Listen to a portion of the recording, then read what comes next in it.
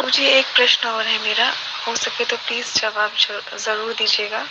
प्रश्न ये है गुरुजी कि घर में घर में रिश्तेदारी में कोई मृत्यु होती है, तो इसमें 13-15 दिन आराम से ऐसे ही चले जाते हैं और कभी कुछ लगा ही रहता है।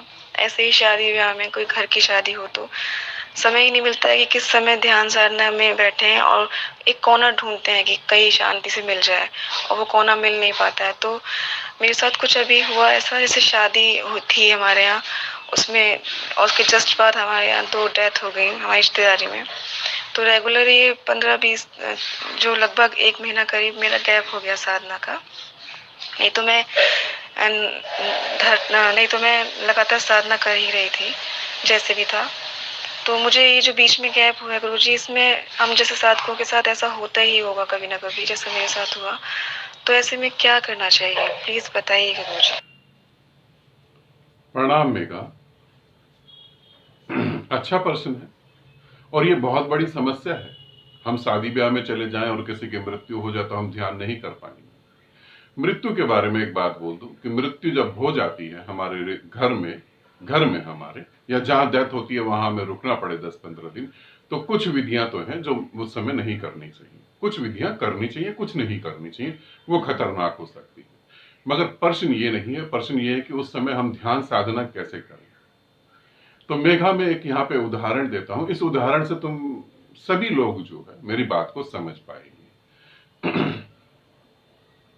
कहीं डेथ हो गई या कहीं शादी ब्याह हो रहा है, वहां पर 22-23 साल का एक लड़का है, 20-22 साल की एक लड़की है और दोनों का अफेयर चल रहा है। दोनों एक दूसरे को बहुत प्रेम करते हैं। शादी है, मेहमान आए हुए हैं, बहुत सारे काम भी करने हैं। मृत्यु है, बहुत सारे लोग आए हैं, दुख का समय है। क्या ये दोनों कपल्स जो है ये आपस में बात नहीं करेगा? क्या ये कपल्स जो है लोगों की निगाह से छुप कर एक दूसरे को छुएगा नहीं? क्या ये कपल्स एक दूसरे को इशारे करके बात नहीं करेगा? ये कपल्स क्या 15 दिन के लिए एक दूसरे से अलग हो जाएगा? ये कपल्स क्या जिम्मेवारी में इतना दब जाएगा? तुम कहोगे नहीं, ऐसा कैसे हो सकता है? मेघा, तुम एक फीमेल हो और मैं एक मेल हूं। मैं जानता हूं ऐसा नहीं हो सकता।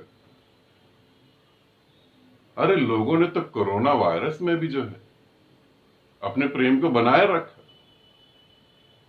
अलग ही नहीं हुए। अब तुम समझो कि परमात्मा से तुम्हारा प्रेम है और तुम कैसे परमात्मा से अलग हो सकते हो। तुम्हें एक कोना ढूंढना है। इस बात को सभी साधक समझें।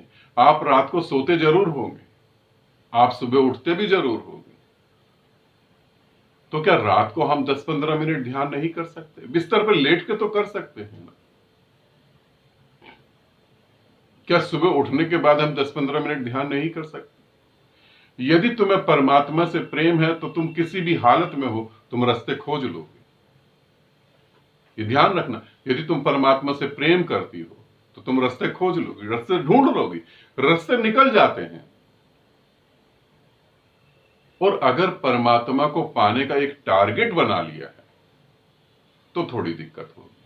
और मेघा, मैं तुम्हें यही कहूं, इसे समझना, उसे प्रेम से ही पाया जा सकता है।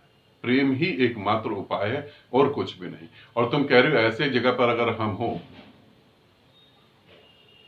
तो तुम पानी पीते पीते ध्यान कर सकते हो, तुम खाना खाते खाते ध्यान कर सकते हो, तुम बिस्तर पे लेटने जाओ तो ध्यान कर सकते हो। 24 घंटे तुम्हें बात नहीं करनी होती, उस 24 घंटे में कई बार तुम मौन होते हो, उस मौन में ध्यान कर सकते हो। 5 मिनट के लिए ध्यान कर सकते हो। प्रॉपर विधि नहीं कर पाते, ठीक है, प्रॉपर विधि नहीं कर पाएंगे, 1 घंटा नहीं निकाल पाएंगे, टुकड़े टुकड़ों में भी ध्यान करा जा सकता है। ठीक है, आनंदित रहो, सदा खुश रहो। बहुत बहुत प्रेम आप सभी को।